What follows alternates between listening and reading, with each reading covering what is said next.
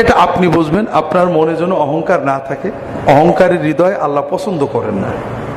অহংকারই শয়তানের পতনের মূল। আমার পানাহার, পোশাক, চাল চলন কোনো কিছুতেই যেন অহংকার না আসে। অহংকারটা কি? সাহাবায়ে কেরাম রাসূলুল্লাহ সাল্লাল্লাহু আলাইহি ওয়াসাল্লাম যখন অহংকারের ব্যাপারে অনেক কথা বললেন, আল্লাহ তাআলা বলছেন আল কিবরিয়া উ রিদাই, অহংকার আল্লাহ বলছেন আমার ভূষণ। পৃথিবীতে অহংকার, এই মহাবিশ্বে অহংকার করার অধিকার একমাত্র আল্লাহর। ফামান নাযানি ফি রিদাই আলকাইতুহু ফিন্নার, যদি কেউ আমার এই অহংকারের চাদর ধরে টান দেয়, নিজে অহংকার করতে যায়, আল্লাহ তাআলা বলছেন যে আমি তাকে জাহান্নামে ছুঁড়ে ফেলে দিই। অন্য হাদিসে আসছে রাসূলুল্লাহ সাল্লাল্লাহু আলাইহি ওয়াসাল্লাম একজন সাহাবী রাসূলুল্লাহ ইন্তেকালের পরে আরেক সাহাবীর কাছে দেখা করতে আসছেন। গল্প টল্প করে উঠে যাচ্ছেন। উঠার পরে এই সাহাবী খুব কাঁদছেন। তো সাহাবীর যারা মুরিদ সাথী সাহেব, তারা জিজ্ঞেস করছেন, ইয়া আবা আব্দুর রহমান, আপনি কাঁদছেন কেন এত?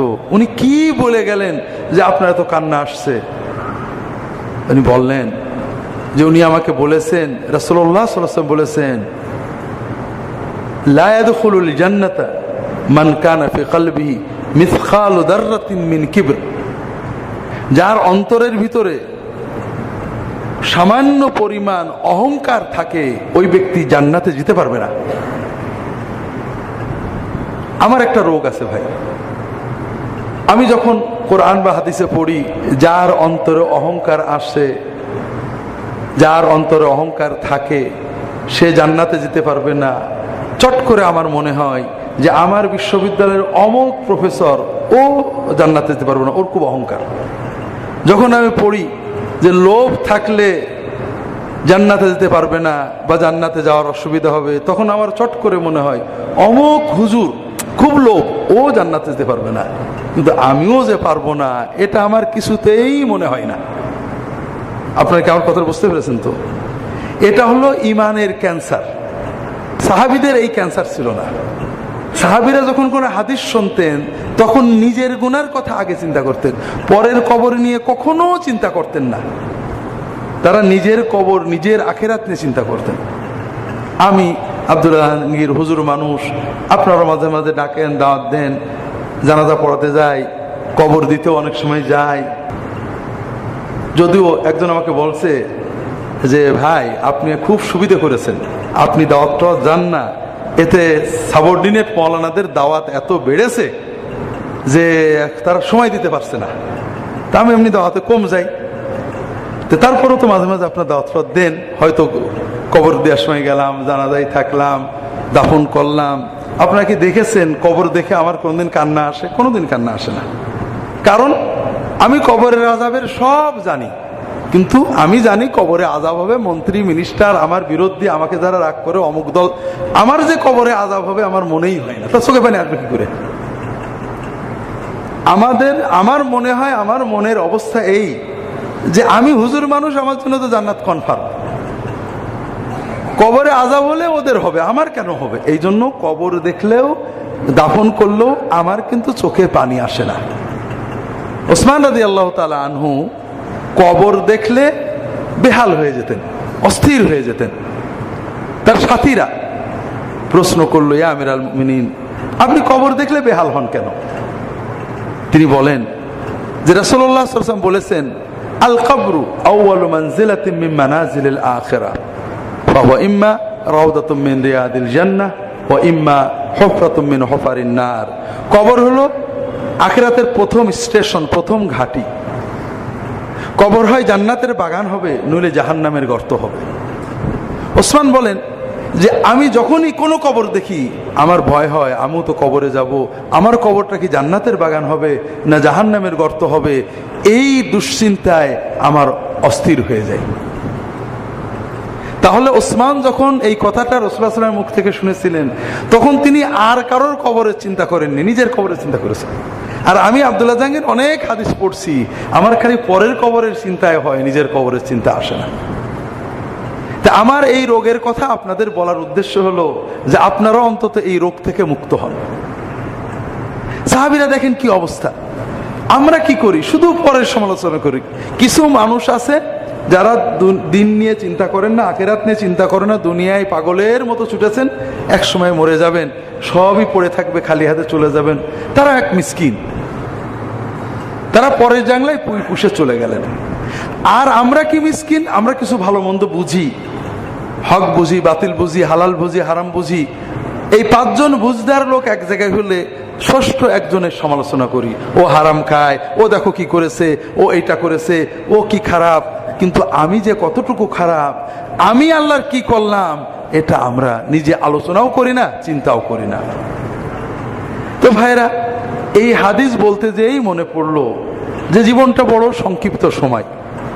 যখন যেটা আমরা শুনবো, প্রথমেই আমাদের চিন্তা করব যে আমরা কি করতে পারছি।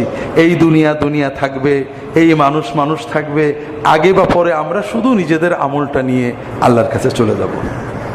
আল্লাহ তাআলা, আল্লাহর ফেরেশতারা কখনোই আমাদেরকে অন্যের কথা শুনবেন না, আমার কথা শুনবেন। তোমার পাশের বাড়ির লোকে দাড়ি ছোট ছিল, বউ পর্দা করতো না, মেয়েরা ফষ্টি নষ্টি করতো, এই প্রশ্ন আমাকে করবেন না। কাজে এই সমালোচনার দায়িত্ব আমাকে আল্লাহ দেননি। হ্যাঁ, দাওয়াতের দায়িত্ব আছে, পারলে দাওয়াত দেন, বলেন। যদি সাহসে না কুলোই বোবা শয়তান হয়ে যান, দোয়াটা করেন, আল্লাহ আমার পড়শি অমুক ভালো করে দাও। আর গুনার চিন্তা নিজেরটা করতে হবে, যেভাবে এই সাহাবী করছেন। তিনি বলছেন, ওই সাহাবী যে আমাকে বললেন যে হৃদয়ে অহংকার থাকলে জান্নাতে যাওয়া যাবে না, তাই আমার খুব ভয় হচ্ছে, কখন জানি কিভাবে আমার অন্তরে হয়তো অহংকার এসে গেছে, হয়তো কিয়ামতের দিন আমাকে আটকা পড়তে হবে, এই ভয়ে আমার কান্না আসছে, আমি ঠেকাতে পারছি না। অহংকার হৃদয়ের বিষয়, অহংকার বাইরের বিষয়, বাইরে কিছু প্রকাশ পায়। সাহাবীরা প্রশ্ন করছে, ইয়া রাসূলুল্লাহ, আমরা তো সৌন্দর্য চাই, সুন্দর জামা, সুন্দর কাপড়, সুন্দর চুল, সুন্দর পোশাক, সুন্দর বাড়ি, সুন্দর বাহন, এটা কি অহংকার? তিনি বলেন, না, ইন্নাল্লাহ জামিলুন ইউহিব্বুল জামাল, আল্লাহ সুন্দর, সৌন্দর্য পছন্দ করেন। অহংকার হলো বাতারুক হক ওয়া গামতুন নাস, অহংকার হল হৃদয়ের ভিতরে নিজেকে অন্যের চেয়ে বড় মনে করা। আর এই বড় মনে করার প্রকাশ হলো যে মানুষকে ছোট মনে করা, মানুষকে অবজ্ঞা করা, মানুষের প্রতি হেয় মনোভাব নিয়ে মনে রাখা বা তাকানো, আর সত্যকে গ্রহণ করতে কষ্ট লাগা। এই জন্য ভাইয়েরা, অহংকার আমাদের ব্যক্তিগত অনুভূতি। আপনি হাসপাতালে বসেছেন, বাসে বসেছেন, পাশে একজন, আমি যেমন বসেছি, আমার পাশে একজন হুজুর বসেছে, হুজুরের জামাটা ছেঁড়া, নাকে পানি পড়ছে, অথবা কিছু জয়ীফ হাদিস বলছে। আমি বলছি, দেখো কি সব এই অভদ্র হুজুররা ইসলামটা শেষ করে দিল, এটা হলো আমার মহাপাপ। আমার ওই সময় চিন্তা করার, মাশাআল্লাহ, আলহামদুলিল্লাহ, আল্লাহ তুমি দয়া করে আমার কিছু জ্ঞান দিয়েছো, আমার কাপড়টা পরিষ্কার রাখা তৌফিক দিয়েছো, আমাকে জয়ীফ হাদিস থেকে মুক্ত করেছো, আল্লাহ তোমার দয়া, তোমার এই বান্দা তোমার জন্য কাজ করে, অত বুঝিনি, আল্লাহ তুমি আমাকেও মাফ করো, তাকেও মাফ করো। এটা হলো আব্দের চিন্তা, যে বান্দা চিন্তা করে যে আমারটা আমার না, আমার মালিক আমাকে দয়া করে দিয়েছে। এইটা হলো আব্দের অবদিয়াতের চিন্তা। এটা যদি আপনার থাকে, আপনার যা আছে, আপনার টাকা আছে, ছেলে পেলে বড় লোক আছে, ক্ষমতা আছে, খাদ্য বেশি খাচ্ছেন, আপনি ভালো আছেন, যাই আছে, আপনি যখনই বসবেন এটা মালিকের দেওয়া, আল্লাহ তুমি দয়া করে দিছো, আর অহংকার থাকলো না। আর যখনই আপনি মনে করলেন এটা আমার, আমি এই সময়ে এই চাষটা করছিলাম, এই ভোটটা করছিলাম, এই কাম করছিলাম বলে আজকে আমার এত, তার মানে আপনি শয়তানের খপ্পরে পড়ে গেছেন। আপনার সব কিছুর পরেও আপনি যে নেয়ামতে আছেন সেটা নাও থাকতে পারতো। আপনি যেটুকু করেছেন এটাও আল্লাহর দয়া, আপনি যেটা পেয়েছেন এটা আল্লাহর দয়া। এই জন্য অহংকার আপেক্ষিক। অহংকার আপনার অন্তর থেকে দূর করবেন। এটা দূর করার উপায়, সকল নেয়ামতকে আল্লাহর দেওয়া মনে করা। আল্লাহ আমাদেরকে খড়ম পড়ে জঙ্গলে থাকতে বলেননি। রাসূলুল্লাহ সাল্লাল্লাহু আলাইহি ওয়াসাল্লাম বলছেন যে একজন ব্যক্তি খেতে পায়নি, মুমিন, সে সবর করে, যে আল্লাহ তুমি কষ্ট দিয়েছো, এর ভিতর নিশ্চয় ভালো, তুমি কাটিয়ে দাও, সবর করে যেমন সওয়াব পায়। একজন যে যাকে আল্লাহ অনেক দিয়েছেন, আল্লাহর নিয়ামত ভোগ করে শুকর করেও সে ওই রকম সওয়াব পেয়ে যায়। কাজে আপনার অবস্থায় আপনি অন্তরটাকে আল্লাহর দিকে রাখবেন, তাহলেই অহংকার থেকে মুক্ত হতে পারবেন।